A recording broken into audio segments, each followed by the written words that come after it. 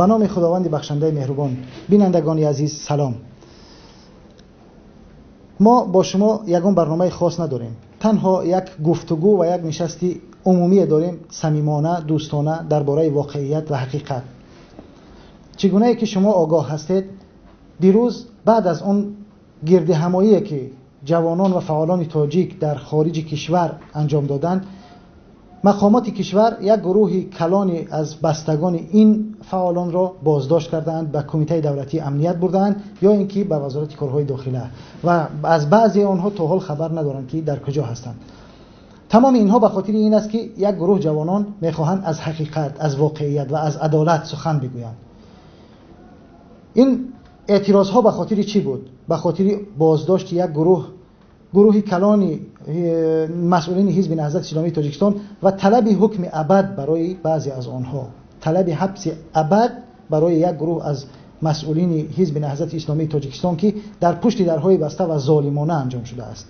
و از طرف دیگر میخواستند به اون رفراندومی که اصلا غلامی ملت را به بار میآورد نبیگویند و بگویند که این رفراندوم در جامعه ما چیزی نیست جز از گذشتن از یک مرحله بد و مرحله بدتر. به همین خاطر ما اینجا جمع آمدیم و میخواهیم که از این دوستان اون چی که در دل دارن بشنویم و با هم یک گفتگوی صمیمانه و دوستانه داشته باشیم. برادر عزیز سهراب، از شما شروع کنیم. شما چگونه که آگاه شدیم، خانواده شما را دیروز قبل از اون که شما در گرد همایی شرکت کنید، خانواده شما رو از خانه‌تون بردن و تا حال نمیدونید که در کجا هستن یا اینکه میدونید. به هر حال جزئیات اون رو مطرح کنید. بسم الله الرحمن الرحیم. بله، دیروز قبل از تظاهراتی که گذراندیم در یک جایی که بودیم، بعد از او به ما خبر است که حتی قبل از او تظاهراتی که ما شروع کردیم الکی اون را گرفته بردن و این باری اول هم نیست. البته که بالای سر مبارزین این همون فشارا میاد، یعنی که تهدیدا فشار بالای نزدیکای اونا میاد. البته این باری اول نیست و این در تاریخ هم آمده است که هر نفری که مقاومت میکنه علیه ظالم، البته بالای سر او میگونه فشارها و تهدیدها میشوند. این باری اول هم نیست و باری آخران هم نیست. و چرا که شما پیشتر ذکر کردین، مقصد اساسی همه این ظلم و فشاری که میکنن بالای سر نزدیکان ما و شما، سببش در اون است که یعنی او اسنادی که اونا تیار کردن نسبت ما و شما و از او دولت‌های دیگر خواستن که ما را به اونا تسلیم کنن، میسر نشیدن، موفق نشیدن. به این خاطر دست میزنن به نزدیکای ما، بخش اقربای ما.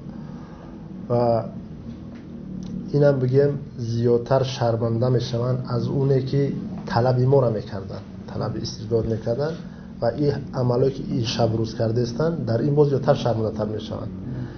و فکر میکنم هر یک نفری که اگر گرچه رقیب هم باشیم، و مثال میارم اگر که ما امروز با کسی رقیب باشیم، به هر حال بالای مادرها و خواهرای اونا ما احترام داریم. یعنی که مرد در یگان حالت حتی به دشمن خودش روا نمیبینه که بالای مادر، خواهر و همسر او یعنی که یگان عملهای نامردانه کنه. و به همین خاطر چرا گفتیم خب این باری اول و اخیر هم نیست، رقیبان خوب میدونیم، حرکتش از سیاستش خوب میدونیم و این کارم یک روز درون پیشتر هم زیاد بود. شخصا بالای برادرایی که میدونم، بالای نزدیکای خودم میدونم که همین فشارا بودن. البته 2 سال اینا چندین مورد بود، فقط ما رسانه‌ای نمی‌کردیم و اینم به خاطر بود که مرحله اولی مبارزه بود. نمی‌خواستیم که مردم یعنی روحیش مشکنه دل شکسته بشن و ان شاءالله که مردم امروزه ما 1 سال 2 سال پیش فرق میکنه، چی نظرشون در سیاست چی در حرکت اونو فرق میکنه شب و روز. یعنی اگر که ما پیشتر ببینیم، نگاه کنیم، نظر کنیم به قفا، یعنی پیشتر مردم یک ترس و وهم زیاد داشت. در وقت آخر ما ببینیم چقدر جوانو چقدر مقاومت کرده و بر چهرهای خودشون حرکت میکنن، سخن میزنن. و چطور که شما ذکر کردین، سرچشمه همه این یعنی که همه این عملهایی که میبینن، همه این نقشهایی که دارن، اساس به خاطر روز 22 مایه برای رفرندوم راهبسته غلامی، یعنی که ساختار سلاله رحمانوف. به این خاطره هر اون نفرایی که مثال امروز محبسن، اون نفرایی که کشته شدن، او عملیاتایی که سال 2008 9 10 11 12 گذرانده شد، حادثه‌های سال 2015 بود، هر یا اونایی که بودن همش به خاطر همین رفرندوم 22 است. اگر که این نفرا زندانی نمیشیدن یا که اون نفرا کشته نمیشیدن، اون نفرا مقصد بیرون نمیشیدن از صحنه سیاست یا که از خدمت وطن، اونا فکر نکردم که میموندن که رژیم امروزه مقصد این رفرندوم در بین بمونه. شما این از بستگان شما کی رو؟ پدر و مادرم تا حاضر که خبری که دارم، پدر و مادرم از دیروز یعنی از سحر اونا را بردن و حتی گفتن که برای اونا میتونن لباس بیارن. منظور گپشون که یعنی که اونا اینجا مدت طولانی شاید بمونن. مدت طولانی بمونن. اگر که رژیم امروزه در عقل رسام بود، فکر نکنم که همین عمل پیشه میکرد. برای که اینقدر تهدیدایی که بالای ما و شما شد در این مدت، اینقدر نزدیکای ما کشته شدن، نزدیکای ما زندانی شدن، شریکای ما، همسفرای ما بودن، نفرایی که کشته شدن، نابود شدن در بیمونیس، اونا کسی چون کرد از مبارزه دست نکشید. پس اگر که در عقل رسام بودن این کارو نمیکردن. امروزن میتونم گفت که از این راه و هیچ وقت نمیگردیم، چون که اولا ما نزد الله قسم یاد کردیم، بعد ناموس ما را مجبور میکنه که توخیل بریم. درست. در این مقطع اگر از شهرت رحمت الله بپرسیم که پدر ایشان یکی از اون محبوسینی هستند که محکوم به حبس ابد شده ایستادن و برای پدر ایشان حاضر طلب کردن که حبس ابد داده شود. ولی در دیروز برادر ایشان هم در کمیته دولتی امنیت ملی قرار دارد. خوب شورا جان بفرمایید چی است قضیه و از کجاست؟ به نام خداوند بخشنده مهربان، بینندگان عزیز و برادری بابا جان، واقعا اینجا گپ سری این است که خیلی که سهراب جان قید کردن که پیشتر فشارها هم بود وقتی که تا حال ولی حزب نهضت اسلامی تاجیکستان بسته نبود. فشارها بودن، واقعا فشارها بودن. روزی نبود که پدری ما رو به امنیت و روزی نبود که پدری ما رو به وزارت کارهای داخلی برای فعالیت‌های سیاسیشون دعوت نکنم. بنابراین این همین رو گفتنی هم که شاید بعضی ها از بینندگان و من از ملت تاجیک چنین سوال کنم که بنده چرا تا این وقت در یگان جا اعتراضی نکرد، بنده چرا در یگان جا رسانه‌ای نکرد. من واقعا مطمئن بودم که عضو ریاست عالی حزب نهضت اسلامی تاجیکستان که الان در زندان هستند و 5 نفری آنها حکم ابد گرفتن، واقعا آنها هیچ گناهی ندارند و از طرف آنها یگان گناه چگونه که حکومت جمهوری تاجیکستان میگویند که گویا که تبادلات کرده باشند و ربط به گنرال عبدالحلیم نظرزاده میدن. من مطمئنم که این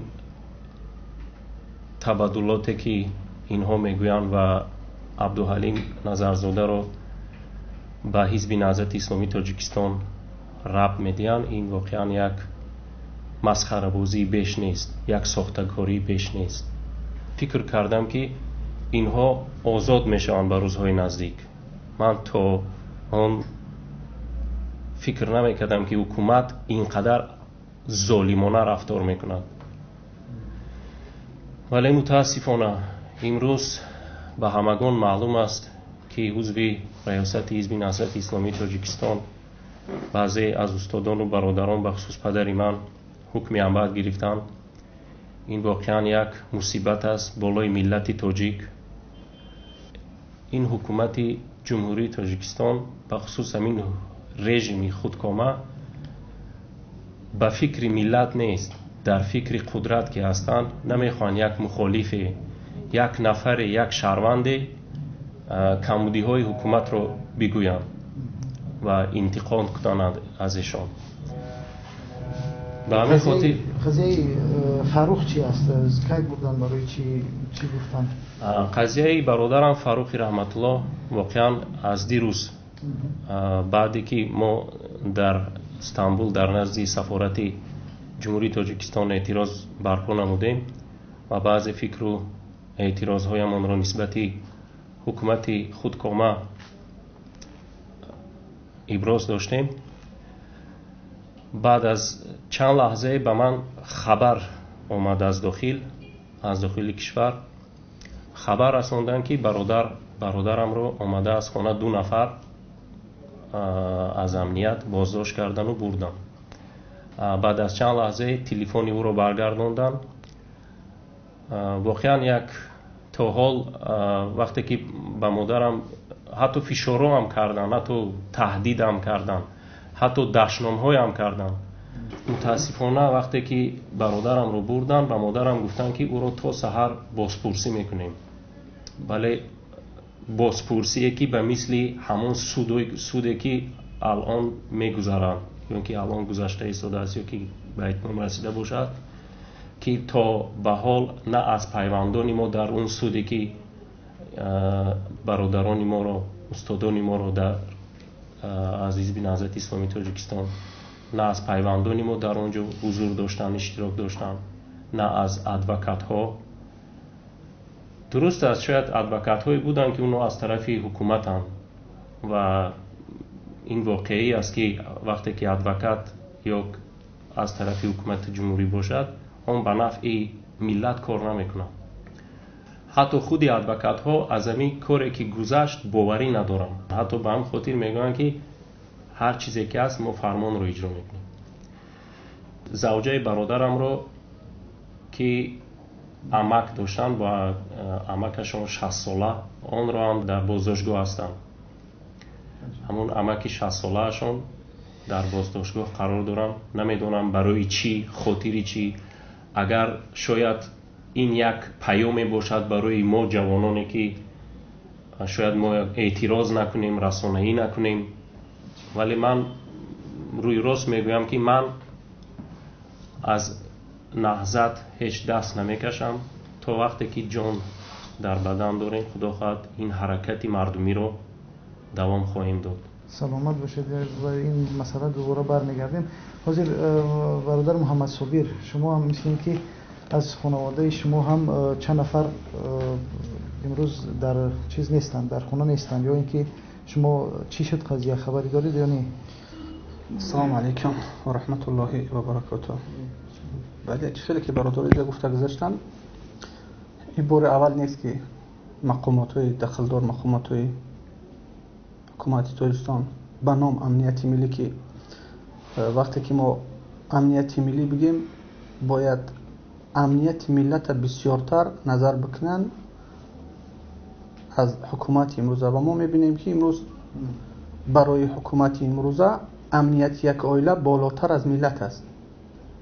وقتی که امنیت به نام از امنیت ملی باید نظر بکنه به امنیت مردم. و افسوس که امروز فکر و نظر یک عائله، یک اولاد بالاتر از ملت مانده شده. بار اول نیست که تهدیدها و فشارها بالای اهل اولاد من، خانواده من، حتی 2 بار فرزند من که 7 ساله است به شعبه کارهای داخل ناحیه رشت دعوت شدن. سبب نمیدونم گناه فرزندی من در چیز. و پدر و مادر من، عائله من، راستی که من از این سخنا صبح سحر من آگاه شدم. فقط آگاهی من این است که پدر و مادر و زوجه ما رو به کمیته امنیت بردگیان. تا حاضر یکون خبری نیست.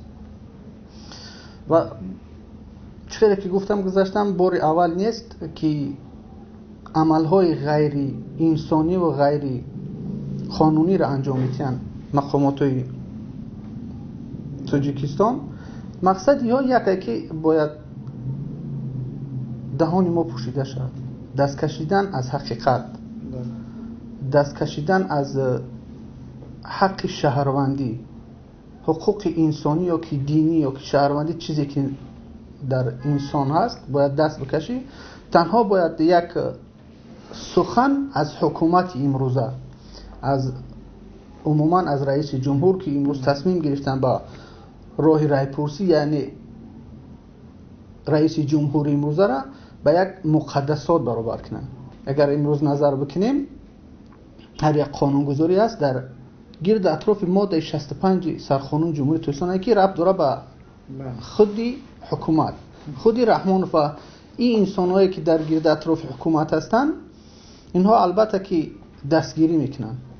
وقتی که آشکار سخن گفته می شود حکومت در لرزه میدره و چخیلی که اینجا برادرها گفتن هر یک گناهایی که ما را گناهگار کردن و در جستجوی اینترپول و دیگر جستجو دادن، دیگر دولت ها انیق کردن، تصدیق کردن که در حقیقت مردمی که امروز سخن میکنن یا نه تروریست هستن نه اکستریمیست هستن. این همون نفرایی هستن که از سیاست پیش گرفته حکومت امروزه صبریا لبریز شده و امروز میبینن که در کدام دولتی که نباشه ما آزادانه میگردیم. یعنی حقیقت بدنی ما را تمام دنیا امروز تصدیق کرد و فهمید که مردم حقیقت جوان و آخران قدمی که حکومت امروز میگذاره فشار آوردن به بالای پدران، مادران، حتی فرزندان، فقط به خاطر که زبانهای ما بسته شود، دهانهای ما پوشیده شود. و روزی 22 که این روز من برای ملت تاجیک شهروندان ترکستان یک روزی ماتم میحسابم، برای چی که روزی 22 بازگشت شهروندان ترکستان، بازگشت به عصرهای میانه، به عصرهای پادشاهی که یک عائله حکم کرد و او را هر حکمی وی عملی میشد بدون یگان انسانی که در یک عقیده خودش بگه، یگان سخنی خودش بگه و هر یک انسانی که بر ضد قانونی حکومت اگر سخن بگه حتما وی زندانی، قتل یا که از وطن بیرون میشه. برای همین اگر حکومت هر یک کاری را امروز انجام میده، هر یک فکری را میکنه، نمیدونم در با کدام عقلشون فکر میکنن که امروز پدری مرا میبرن یا که مادری مرا میبرن یا که زوجه مرا میبرن یا که پسری مرا میبرن، من از راه میگردم، خطا میکنن. امروز تا امروز حکومتی رحمانوف یک از روزهای اول آماده کرد مردم برای روزی 22 این در تاریخ ترکستان باید بمانه، ثبت بشه که روز غلام گشتن تاجیکستانی ها بر یک عائله. درست است. حالا میخواستم از فتح الدین، برادر فتح الدین بپرسم که بعد از اینی که در همین گردی همایی همراه ما شرکت کردن، مادر فتح الدین را هم با کمیته امنیت دعوت کردن یا با کدام نیروهای قدرتی و آدم این را هم دربارش یک چیزی به نام خداوند بخشنده مهربان، حمد و سلام خدمت برادران و بینندگان گرامی عرض میکنم.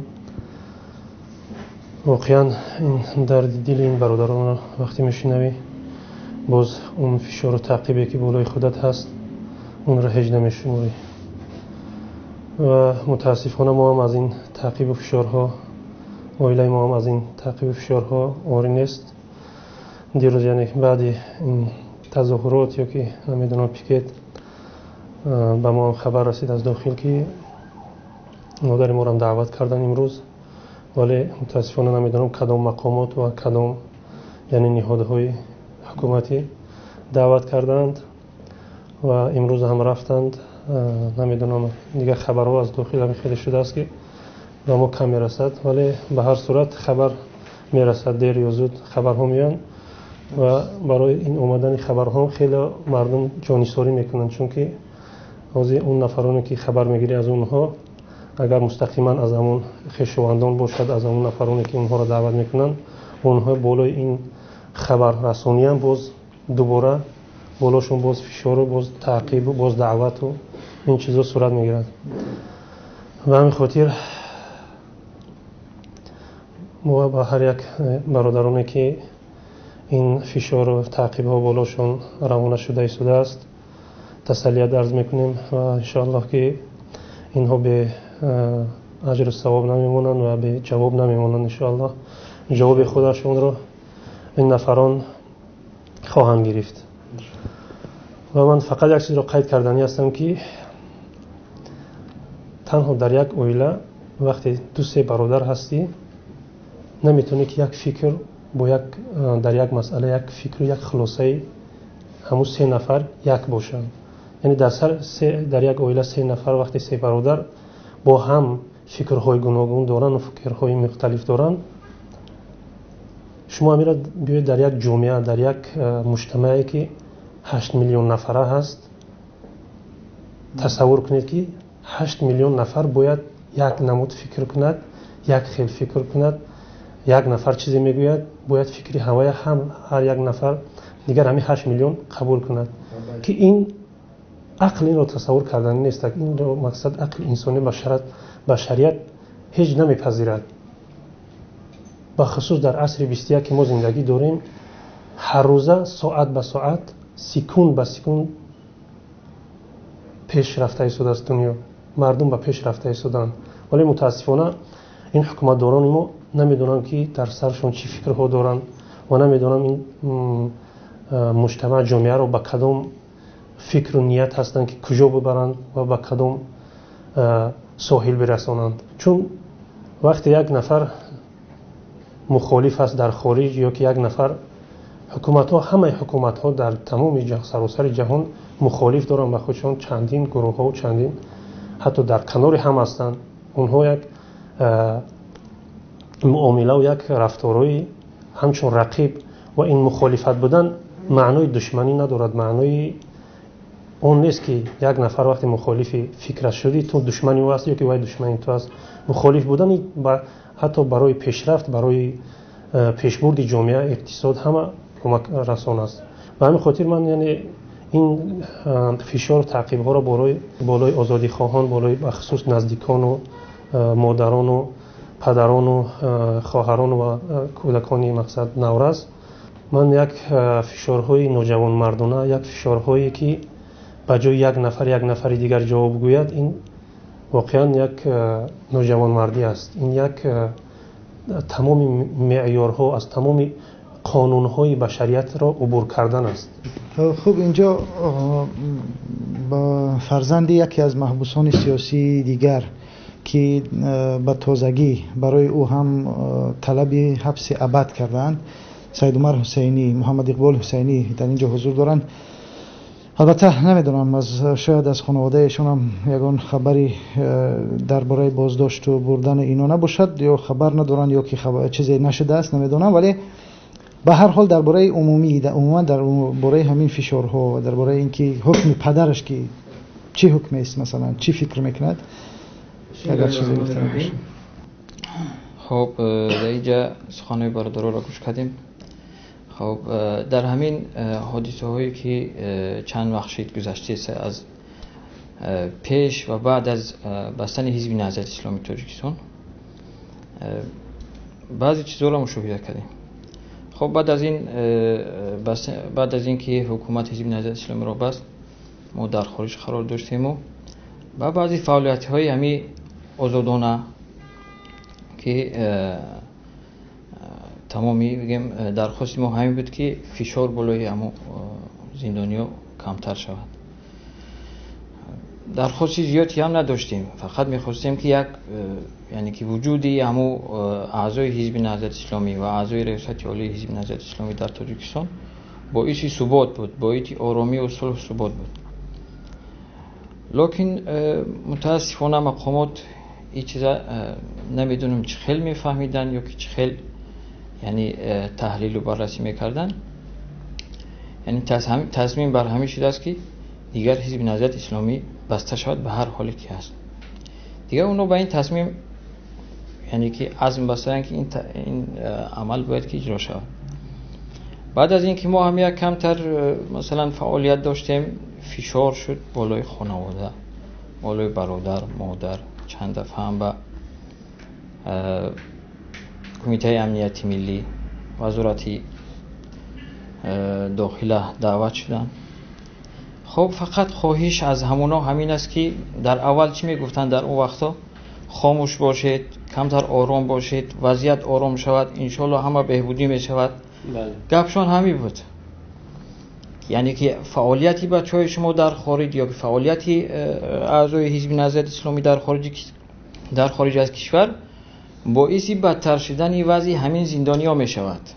در اصل ما به این چیزا باور نداشتیم که یعنی حکومت میخواهد با وضع را آرام کند، لکن در اینجا یعنی که من شخصا خودم برای آرامی دلی یعنی همون نزدیکان و مادر و برادر و خویشاوندان دیگر، به خاطر آرامی دل همونا که آنها آرام شوند، یک مدت خواستم که از همین مبارزه دور باشم، نه اینکه مبارزه رو ترک کنم.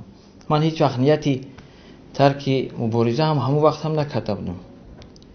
نیت کرده بودم که یک وقت برای اینکه بفهمیم حکومت از اون چیزی که میخواه صادق است یا که نه، برای اینکه وقتی که اونا رو به همون امنیت ملی دعوت میکردن، خواهش این بود که یعنی کمتر ساکت باشین، انشالله که همش خوب میشود، با همش به همون چیزی پیشینه برمیگرده. این فقط یک همین دولتداری است، همین گپای بسیار میگم که پوچ خام و خالی. خب بعد از اینکه دیگه راه خاموشی را یک مدت پیش گرفتیم. خاموشی یعنی که ما هم مثلا کار زیاد نمی‌کردیم برای وطن، کمترین کاری ما همین که در صحیفه‌های اجتماعی یک کمتر به ناعدالتی‌هایی که صورت می‌گیرد در داخل تاجیکستان، نه فقط بالای حزب نهضت اسلامی بلکه بالای تمام شهروندان تاجیکستان صورت می‌گیرد، اعتراض خودمان را به همون فقط بیان کنیم. لکن متاسفانه وقتی که بعد از گذشت چند ماه دیدیم 9 ماه شد، برعکس حال بدتر شده است. خاموشی ما سببی بدتر شدنی هم وضعیت خودی همو اعضای حرکت اسلامی و هم بدتر شدنی وضعیت خودی تاجیکستان به همین چیز سبب شده. خلاصه من از همین خاموشی هم بگیم که همین است که میبینم این امروز تقریبا 2 هفته پیش دوستان کل کشور حبس ابد برای پدر من و 4 نفر دیگر از اعضای ریاست عالی حزب نهضت اسلامی طلب کرده است. برای چی؟ برای چی این حکومت طلب کرده است یا که برای چی آنها را زندانی کرده است؟ همین چیز هم سبب میشه و همین چیزهای گذشته هم سبب شد که باز من شخصا تصمیم گرفتم که باز دوباره قوی‌تر از پیش به میدان مبارزه در کنار برادرانم از حزب نهضت اسلامی تاجیکستان، از گروه‌هایی که گروه 24 دیگر گروه‌ها سخت‌تر مبارزه را باز دوام بدیم. اگر ما یک بار نگاه کنیم از نگاهی دینی به قضیه نگاه کنیم، خداوند هم در قرآن میگه که ولنبلونکم بشیء من الخوف والجوع و نقص من الاموال والانفس والثمرات، یعنی که از این نگاه ما یک دلیل داریم برای این چیز که این یک امتحان است برای هر یکی ما درباره اینکه خداوند انسان‌ها را امتحان میکند به واسطه کمبود در مال یا که در مالشون یا در جانشون یا در تمامی چیزهایی که امروز وجود دارد و این میتواند برای ما یک امتحان باشد، درست. ولی از نگاه دیگر برای حکومت شما همچون امروز اگر فکر کنید کدام معیار ارزشی و کدام معیار یک بگیم قانونی اجازت میتید که پدر به جای پسر مجازات شود یا پسر به جای پدر مجازات شود یا که فرزند نمیدونم زن برای به جای همسر در یگان جا شما این رو دیده اید و کدام گروه و کدام بگیم طایفه و نمیدونم دولت و ملت هست یا ملت که نیست، حتما یک گروه هست که میخواه از این چیزها میتواند استفاده کنه. اساس در اینجا بینه بسیار افراد وقتی که صحبت میکنن میگن که اصلا نمیدونم که سببش در چی است، یعنی که عملهایی که رژیم امروزه میکنن نفرها در حیرت میمونن، میگن سببش در چی باشه، یک علامت سوال نزد میمونه. و من را گفتنیم که فکر شخصی من است که 22 می جواب به همه سوالا هست، یعنی که بیا نظر کنیم بعد 2003 وقتی شادروان عبدالله نوری اون نفر زیدیتی کردن، یاد دارین البته و وقتا نفر انگشت‌شمار بودن که زیدیتی میکردن. شادروان عبدالله نوری زیدیتی کرده بودن 2003 حتی سال 99 هم ضدیت کرده بودن و خب گفتن به خاطر صلح و ثبات بیا خاموشی، خب خاموشی را با اختیار کردن. گفتن خب باشه یک 7 ساله شاید بعد 7 سال تغییر میشه، شاید بعد 7 سال میره. بله، نه که در 3 سالی که مهلتش مونده بود 7 ساله وارد کرد. و دیگه شد روان عبدالله نوری که ضدیتی کردن، در اینجا چی گپ شد؟ نایبی اون کس ناپدید شمس‌الدین اگر خطا نکنم درست ناپدید. فقط بعد از 1 هفته خبر اومد که در پدولی در تهخانه یعنی که امنیت قرار داره. بعد از اونم با خاموشی 2003 7 ساله دیگه گذشت. با امروز علامت‌های سوال زیاد پیدا شد. برای چی رشت 2008 سال، برای چی بدخشان، برای چی کوکنار 2009، برای چی فلان وزیر کشته شد، برای چی فلانش دزدیده شد، برای چی این زندانی شد، برای چی حزب نهضت اسلامی، برای چی عمر علی قوت کشته شد. امروز جواب به همه سوالا گرفتیم. یعنی که بله 22 که مای این جواب به همه سوالا است. یعنی که ساختار سلوله رحمانوف اگر که این نفرا که زندانی نمیشدن، این نفرا کشته نمیشدن، اینا که نمیموندن مردم تا به اینجا برسن. و این هم امروز یک امتحانی کلان بالای سر مردم تاجیکستان است تا برای ما را خوب درس بشوه. شخصیتایی که در تاجیکستان هستند، تاجیکستانی هستند، گناه اینا فقط یک که تاجیکستانی و نظر شخصی خودشان دارن.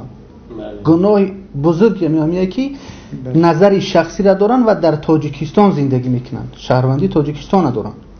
و با ما و شما معلوم است که هر یک انسانی که در تاجیکستان نظری شخصی داره و نظری وی به نظر حکومت امروزه موافق نیست، البته وی که جو میشه از بین میره. و حتی از سازمان جهانی برای توسعه یک مادر بود که 57 یا که 60 ساله وقتی پسر وی از زندانی کردن برآمد سخن گفت. حکومت امروزه رحم به همون مادر نکرد، در جستجوی بین المللی داد و 1 سال حیات امروزه در زندان در روسیه گذراند. ما چه خیلی امروز باور بکنیم و با این حکومت در سر یک میز بشینیم خاطر صحبت کنیم. وقتی که حکومت خودی رئیس جمهور دستش به قلبش میمونه که وطن رو مثل مادر به قلب، به جان، به عمل تون دوست بداره. آیا زندان کردن مادر برای در دیدی خشب بودن، برای سخن حق گفتن و یا پشت پنجره رو کردن، این نشانه وطن دوستی و ملت دوستی است. امروز پیام من به تمام نفرایی که امروز در پهلوی حکومت هستند برای یک بریده نانی که از دهان مردم گرفته میشه و اونها امروز فرزندای خودشون اهل عائله‌شون میخرانن، برای ایشده هیچگاه فشار بالای مردم نیاری و گمان بکنه که فشار آوردن اصلا به بالای خانواده من سری راهی مرا میگیره، بازم میگم که خطا میکنی. شما هم بارها میدونه که بار اول و بار اخیر نیست که فشار میاری و امروز هم سری راهی مرا گرفتن نمیتونم. ببینید امروز یک حالتی هست که در تاجیکستان تنها ما فقط شاهدی چی هستیم. معمولا اعلان میکنن که تاجیکا باید که در کشورهای دیگر سخت جستجو شوند و برگردانده شوند. همیشه خبرها پرزیدنت ما به هر کجایی که سفر میکنه درباره استرداد، بازداشت، بازجویی، برگرداندن و همین صحبت میکنه. درباره شهروندی تاجیکستان وقتی صحبت میشود درباره همین است، یا که استرداد، گرین فروشی، نمیدونم همین. نه که بالای مردم مهاجری که است برنامه ندارن که اونها را به وطن بگردونن بیارن. بله، فقط این درباره این است که از اونها یعنی که هراس دارن. بله، این یعنی منظور. ببینید شما پرزیدنت افغانستان وقتی به تاجیکستان میاد، وقتی درباره شهروندای افغانستان صحبت میکند، میگه که پلیس تاجیکستان باید با شهروندای افغانستان درست مناسبت کند. ولی پرزیدنت ما در یگان جا نشده است که طلب کند یک بار حداقل از روسیه یا از قزاقستان یا از قرقیزستان یا از ازبکستان تا با تاجیکستانی های اونجا با شهروندان تاجیکستان مناسبت انسانی کنند. آیا یک بار این رو کسی از پرزیدنت ما شنیده است؟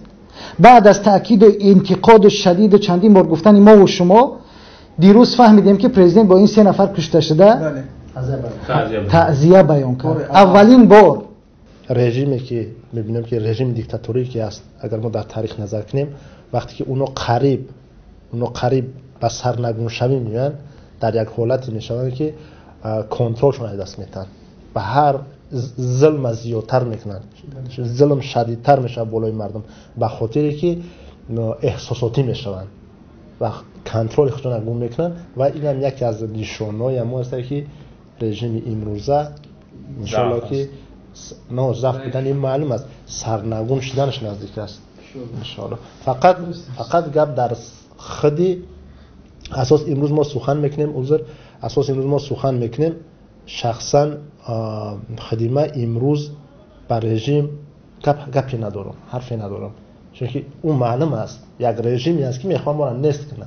اساس امروز سخن ما بالای مردم است، باید ما مردم هم بگیم که مسئول خش باشن، یعنی زندگیشون به دست خودشون بگیرن. رژیم که ما فهمیدیم که بوده است، یعنی که در پی کشتن ما، قتل کردن ما و ساختار سلولای خودش بوده است. سلامت باشید. درست است. خب اگر موافق باشید امروز بحثمون رو با پایان بریم با یک جنبست عمومی. اون چیزی که در اینجا گفته شد، این مردم با وجود اینکه خانواده هاشون، بستگانشون نیروهای قدرتی کشور بازداشت کردند، از راه خود برگشتنی نیستند و این پیام را دادنی هستند که تا آخر مبارزه خودشون ادامه خواهند داد. ولی شما یک چیز را بدانید، پدر و مادرانی که امروز در دست شما هستند، اونا پدر و مادرانی هر یک تاجیکستانی هستند که مبارز است. شما با این کارتون یک چیز را فقط ثابت میکنید، این که شما مرد نیستید. چون که در یگان مبارزه دنیا، حتی در جنگ‌های مسلحانه، با زن و کودک و با اینها هیچ کس کار نمیگیرد، بجز همونهایی که ظالمند، بجز همونهایی که قاتلند. پس مردم خودش بهای شما را خواهد داد و این مطمئن باشید بر ضرر خود شما خواهد بود. و ما در برنامه‌های بعد در این زمینه باز صحبت خواهیم کرد و با هم برنامه‌های بهتری را خواهیم داشت و اگرچه امکاناتی کمتری داریم ولی کوشش میکنیم در برنامه‌های بعد با یک امکانات بهتر و صحبت‌های بهتر باشد ان شاء الله. سلامت باشید. خدا نگهدار.